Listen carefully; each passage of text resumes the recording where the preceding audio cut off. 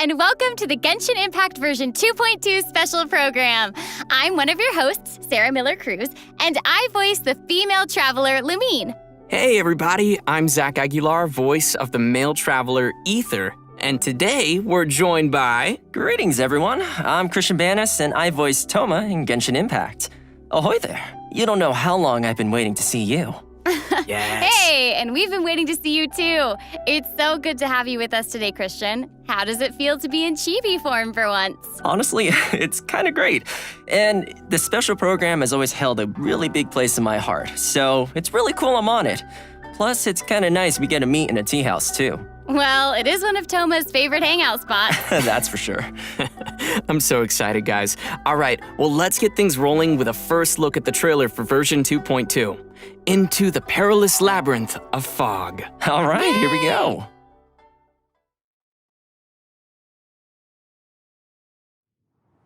As soon as the melody began, my mind began to drift, and I could hear the sound of someone playing along with me. Come, try it for yourself. It's all yours.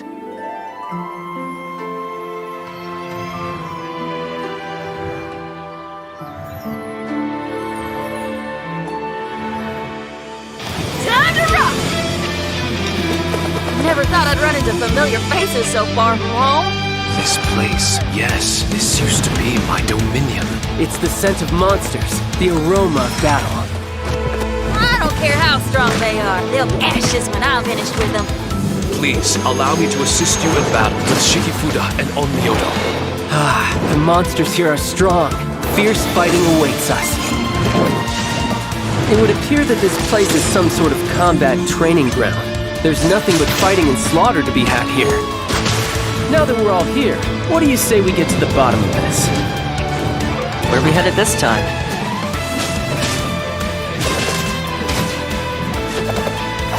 Don't get too close! Here's backup!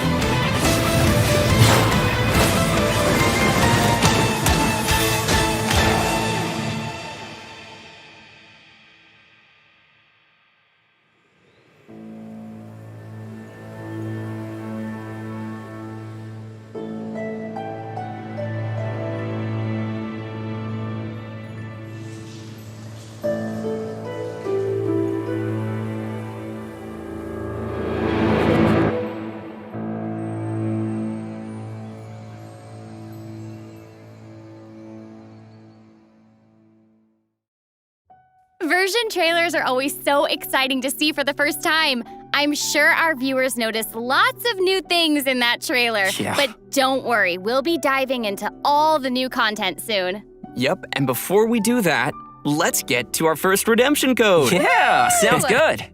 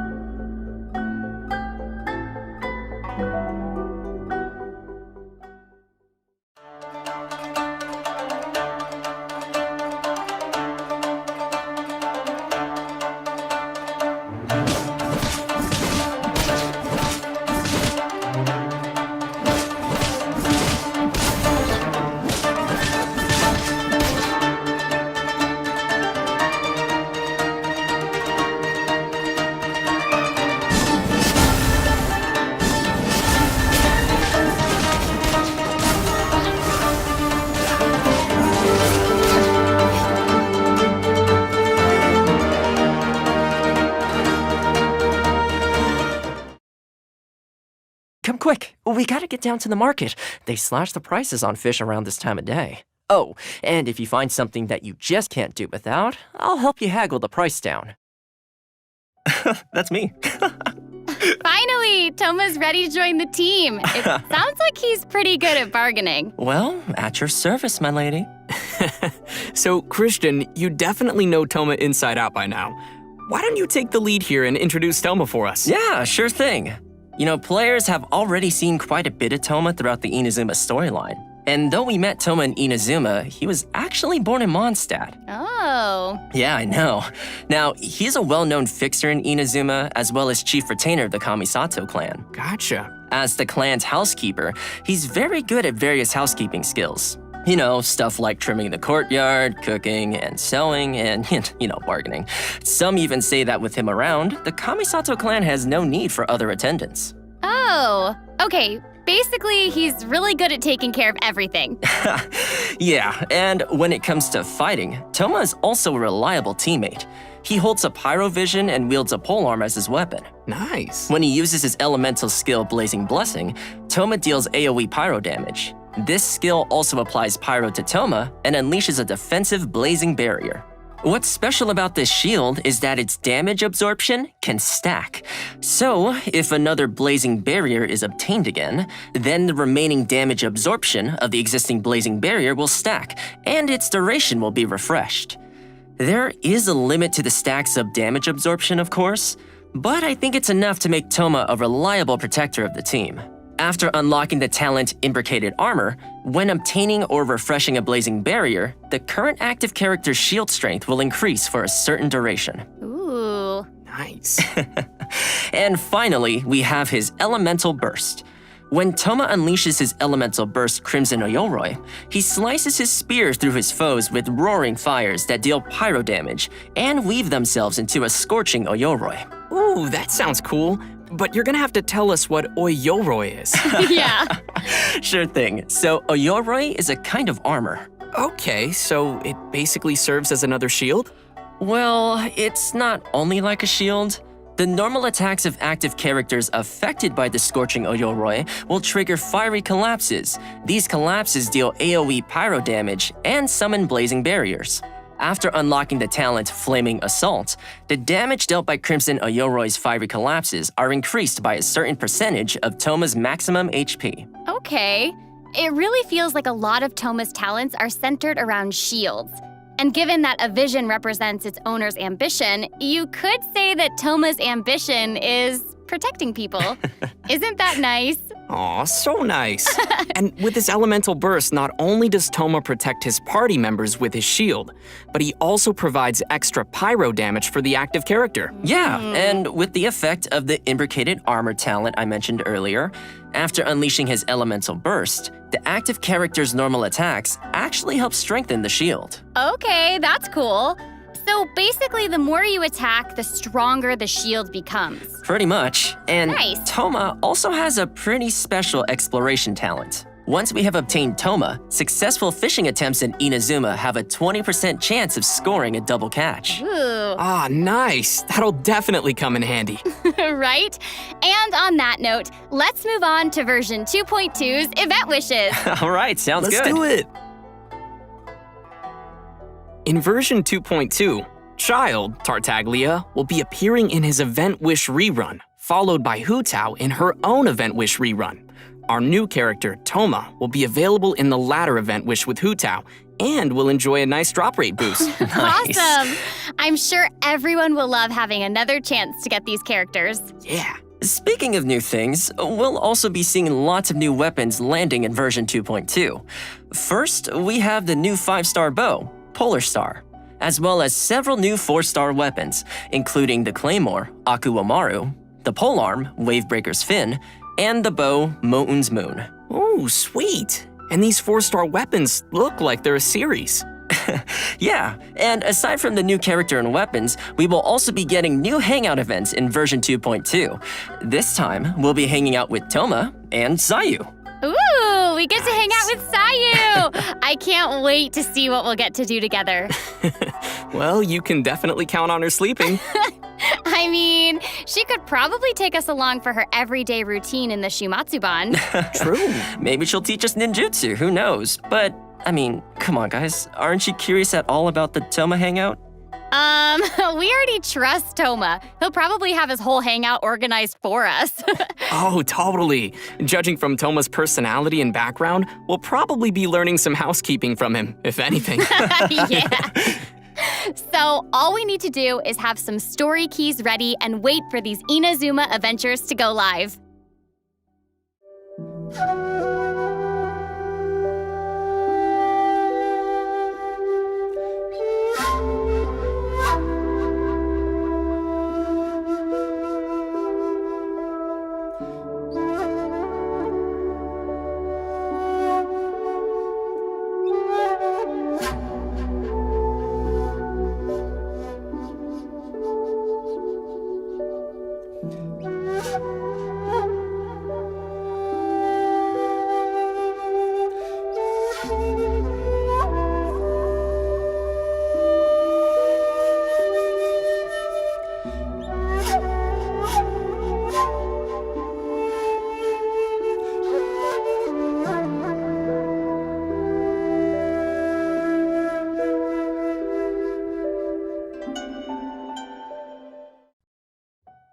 All right, next up, we have an inside scoop on the all-new area to explore in version 2.2, Surumi Island. It looks like it's covered in dense fog.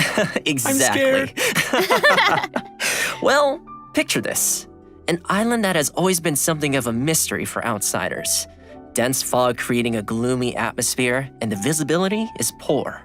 It's easy for inexperienced travelers to get lost in this fog, so few people ever dare to visit Surumi Island. Ooh. Hey, we're adventurers, right? Mysteries are what we chase after. That's right. And there will definitely be new treasure chests waiting to be discovered. And you know, aside from the new island area, travelers will be encountering some new monsters in the upcoming version too. Let's take a look at their gameplay.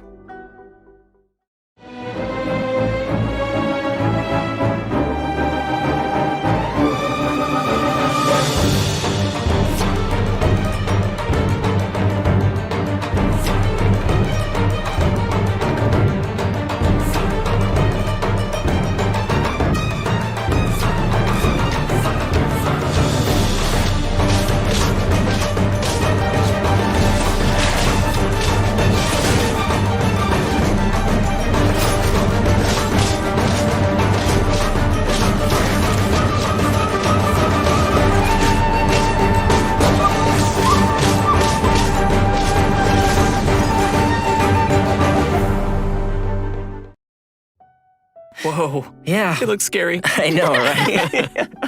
Well, these new scary-looking monsters are called Rifthound Whelps and Rifthounds. Judging from the names, we can tell that they sort of come from the same species. They're like scary, but like also kind of awesome. I don't know. Speaking of them being awesome, rumors say that these are monstrous beasts capable of corroding the boundaries of the world. They are mysterious monsters from the abyss and are divided into 4 types according to their different elemental powers. These monsters can strike forward with their piercing claws, dealing elemental damage. During battle, they can go invisible, stealthily moving around the battlefield to attack. And most importantly, Rifthound Whelps and Rifthounds have a very unique attack mechanic. Once their attacks hit an active character, that character, as well as other characters in the party, will be continually affected by the corrosion status. Affected characters will lose HP every second, and even the characters with shields will not be immune to this corrosion effect. Oh man. Whoa. I mean, they might look scary, but I'm sure we can handle them. Definitely. Yeah, and, well, that's everything we have for our new monsters. In the next section, we'll get a peek at the events coming our way in 2.2. Yes, but before we get there, it's time to give away our second redemption code. Yes! Da-da-da!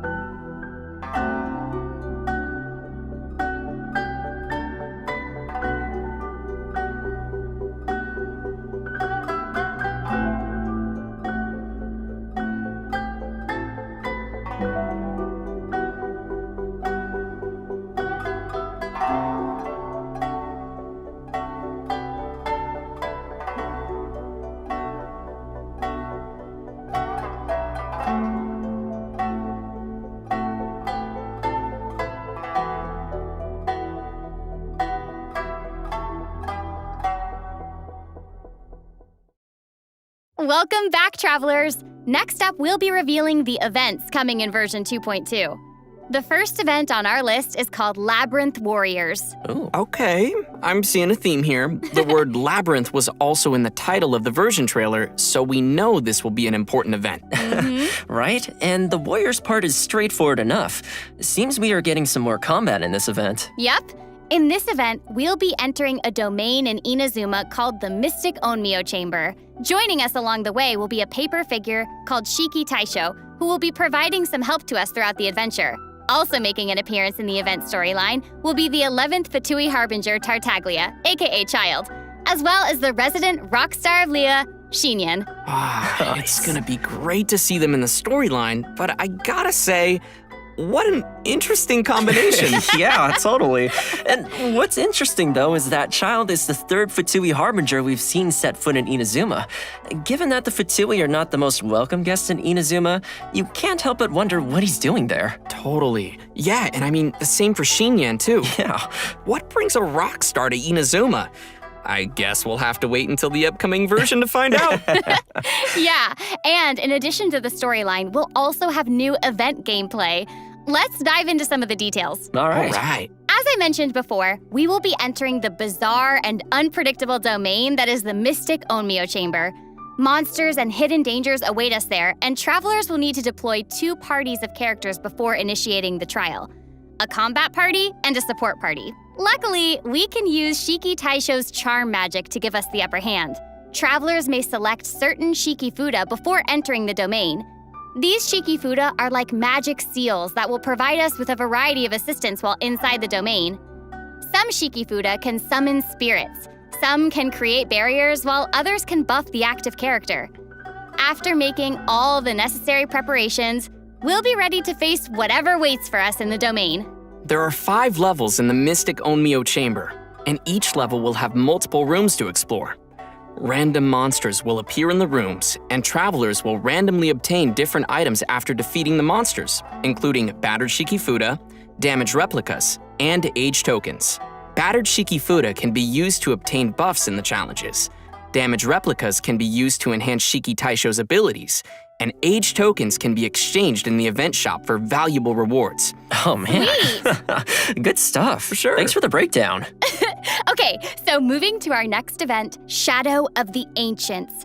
This event has to do with our new area, Tsurumi Island. During an investigation commission, the traveler happens to encounter a ruin grader with regenerative powers. Whoa.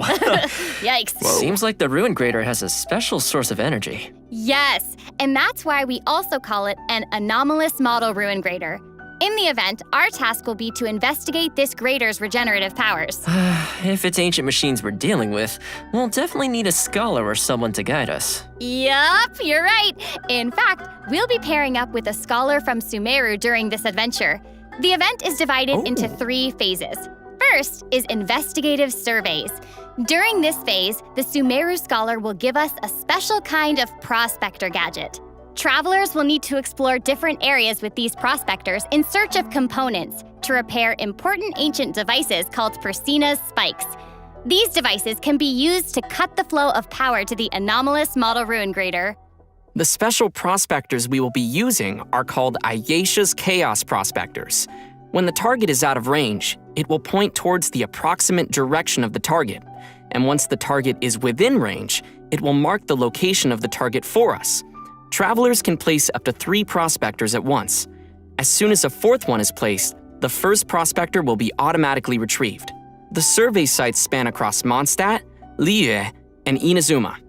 After we've collected all the necessary components, we can prepare Persina's spikes, which will then stop the ruin grader from regenerating. However, we still need to test whether these spikes are fixed before we get to confront the anomalous model ruin grader. Which leads us to the second phase, data sampling. Man, this sounds like some legit research is happening. I know, right? Yeah. In this phase, we'll test the functionality of the spikes by recharging them. Once we start the challenge, we'll have to use electro attacks to activate Persina's spikes and continue charging them. Please note that the spikes will attract nearby opponents to come and attack them, and if the spikes are hit by an enemy, the spike's integrity will drop. If one spike's integrity drops to 0, then the challenge will fail. So be careful not to let the monsters damage the spikes. Okay. And once we've collected enough data, we'll get to the third and final phase of the event, live testing. Yay! Wait, we're still testing even in the final phase? Well, let's say it's like an open beta. Travelers will have to charge all of Persina's spikes within the time limit to cut the anomalous model Ruin Grader off from its power source and finally defeat it. But note that if you defeat it before cutting off the power source, the Ruin Grader's self-repair mechanism will be triggered, which will then cause it to re-enter an active state. Oh, okay. So let me get this straight. This thing will just keep regenerating over and over again? Unfortunately, yes. But the Ruin Grader's not invincible. Just like a normal Ruin Grader, we can attack the cores mounted on its head and legs to immobilize it, which will help us defeat it more effectively. Our next event to expect in version 2.2 is called Tuned to the World Sounds. Wow, that sounds poetic. Yeah. Yeah, it's because Kazuha is involved, obviously. Because he has a poetic soul. Yeah, okay.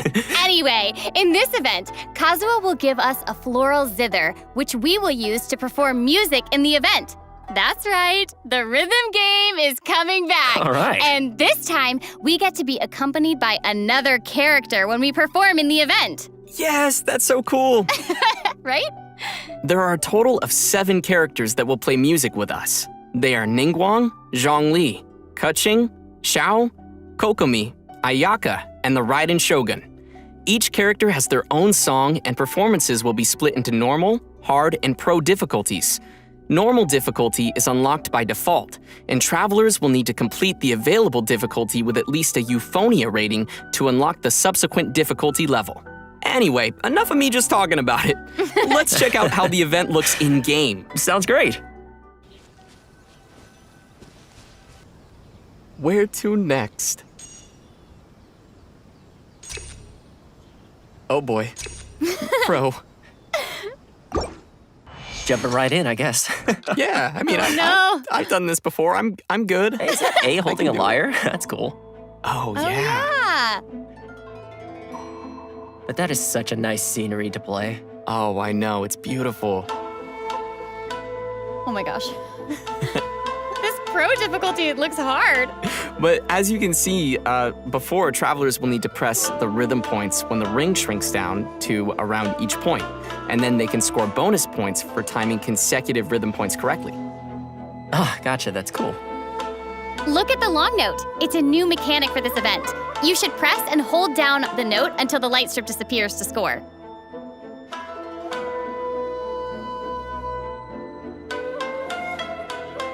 Does not look easy. Challenge accepted, man. Yeah, I mean, I can do it. Yes, Can you you, can. Zach? Yes, you can, Zach. I I guess believe in you. We'll have I believe in to you. wait and see. Oh, hey, the sound of the lyre is actually kind of different from the sound of our zither. This is so peaceful sounding. And then it is like all these successive notes all in a row. Yeah, imagine trying to hit all of those at the same time. I know.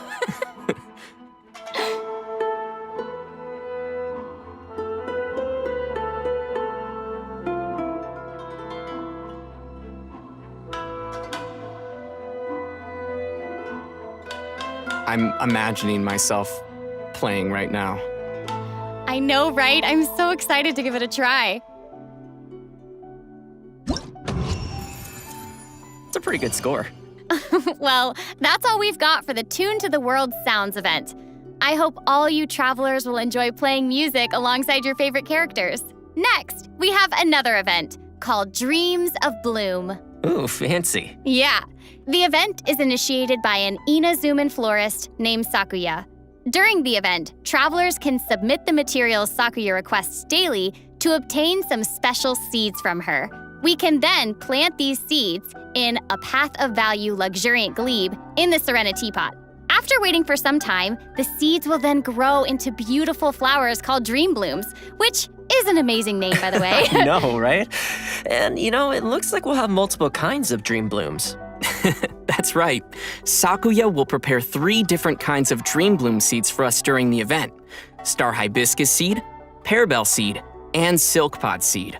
What's special here is that even the same type of seed can grow into different colors. Yo, it's sort of like a mystery prize. I Yeah. know, right? Also, travelers will be able to send their flowers to each other. Isn't that exciting? Oh, that's so sweet. So we can send the flowers we already collected to our friends who might need them. Yep. That's cool. Yeah. In addition, the grown flowers can also be used as furnishings to decorate our realms. Once travelers have completed certain challenges, we can obtain Sakuya's special gardening package and choose one of the 3 flower stands that we prefer. We can also customize flower arrangements in our stands and make them into unique furnishings for ourselves. Looks like we'll be seeing some customized flower stands appearing in our teapots. You bet. But please note that after the event ends, the flower seeds from this event will also disappear. So be sure to participate in the event before they're gone. I will. And besides all these events, we will also be seeing another return of the Ley Line Overflow event. Yes. During the event, we will have 3 chances daily to collect double rewards from overflowing Blossoms of Wealth or Blossoms of Revelation. This event always makes things so much easier for leveling up your characters, right? Yeah, especially when you have a lot of characters to work on. Oh, I know. Tell me about it. All right, that's about all we have for the events in version 2.2. Now let's move on to some great updates coming to the Serenity Pot. Yay! In version 2.2, the new realm style, Silken Courtyard, as well as a series of brand new Serenity Pot furnishings will become available for travelers to enjoy. All right, it's time for some Inazuma vibes in our teapots. Yeah. Wow, it's Wow. beautiful. Oh my gosh, look at that sunset. This is just gorgeous. Everything is so beautiful. This It's feels so so beautiful. peaceful too. I don't know. Yeah. I just feel like watching it is so peaceful. It's awesome. It's so cool, but how do we get this realm style? Okay, well, once travelers have upgraded their Sacred Sakura's Favor to level 40, they can claim the rewards to unlock the Silken Courtyard style. Wow, level 40? I know, right? The good news is that even while your Sacred Sakura hasn't reached level 40, you can still gain a variety of new Inazuma-styled furnishing blueprints and furnishing set blueprints in the coming version. And on that note, we'll also have a new way of collecting blueprints in version 2.2. Inside the new Surumi Island area lies a brand new type of treasure chest called Remarkable Chests. Travelers will be able to obtain blueprints by finding and opening these chests. Remarkable. We can also obtain some all-new furnishing blueprints by purchasing them from Tubby the Teapot Spirit, or by receiving them as rewards from certain world quests. In version 2.2, a new furnishing type will be added to the Serenity Teapot system called a floating platform. Basically, it's like a type of rock that floats in the air. Oh, sort of like Plastripe from the Lantern, right? Yeah, but with these floating platforms, we can actually set a certain height for them to float at. And just like any other landform, we can place furnishings on it. And with that, we can start creating our own Adepti abodes inside our realms. Yes! In addition, there will also be some optimizations to the Serenity Pot system.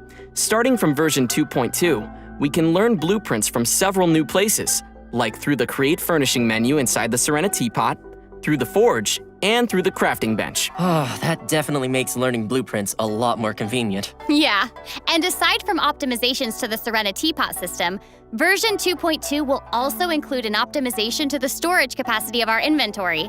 After the version update, the maximum artifacts we can store in our inventory will be increased from 1,000 to 1,500, Oh, that's sick. right? Yeah, and that should be just about all we have regarding the version update. Oh, awesome. Man, we covered a lot of content today. But hold on, we're not finished yet. Next up, we're excited to announce a collaboration between Genshin Impact and Razer. Oh, man. Later this month, Razer will be releasing a range of Paimon-themed gear, including a wireless ergonomic mouse, mouse mat, and an ergonomic gaming chair. It's always reassuring to know that Paimon's got your back as you journey through the world of Teyvat, and now in more ways than one. And to sweeten the deal, co-branded products also come with bonus in-game rewards. Travelers can head over to the official Razer webpage for more information on this special lineup. Oh, man, I can't wait. I'm so excited. Yay! And with that note, let's give away the third redemption code for today. Dun, dun, All right. dun.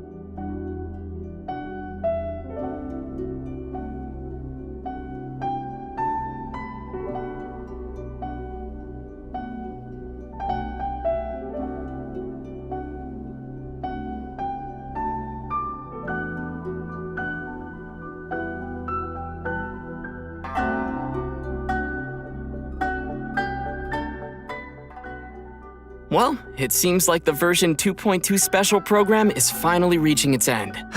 And I gotta say, that was very informative. So, tell us, Christian, how did you like doing a special program with us? Oh man, it was so cool. Like, we saw all the new events, we saw the new Serena Teapot updates, which look amazing. There's terrifying monsters, and, of course, Toma.